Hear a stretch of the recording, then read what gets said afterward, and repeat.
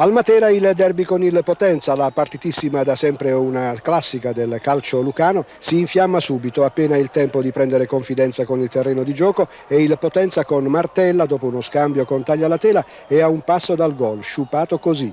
Dalla occasione d'oro per i rossoblù al grande gol materano di Giovanni Campo, scambio con Bellacico e pallone imprendibile per Della Torre. Biancazzurri in vantaggio dopo 9 minuti di gioco, per il Potenza un brutto colpo, sono troppi i problemi dei rossoblù e un gol a freddo non fa che complicarli.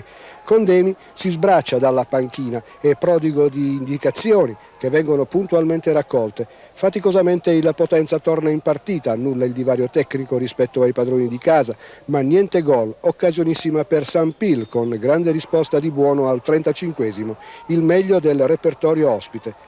Ripresa, il Matera controlla con sufficiente autorità i deboli attacchi potentini, allocca all'11esimo ci prova con un pallonetto fuori misura. Poi la spinta del Matera si fa perentoria, biancazzurri trascinati da Zizzariello, sul cui tiro al 12esimo si oppone Della Torre.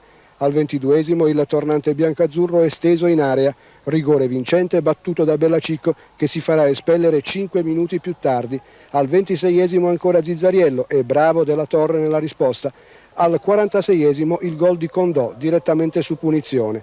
Al Matera vittoria, punti, un altro piccolo passo in classifica, per i biancazzurri i conti tornano, per il Potenza è sempre più nera. Abbiamo fatto una partita accorta, intelligente, siamo ripartiti quando dovevamo ripartire, abbiamo sofferto poco, ma va bene, oggi va bene tutto. Non siamo stati bravi, una squadra che riesce a fare qualcosa di buono come l'ha creata nel primo tempo, 3-4 palle gol nette, limpide, e non la metti dentro, non sei una squadra cinica, poi paghi.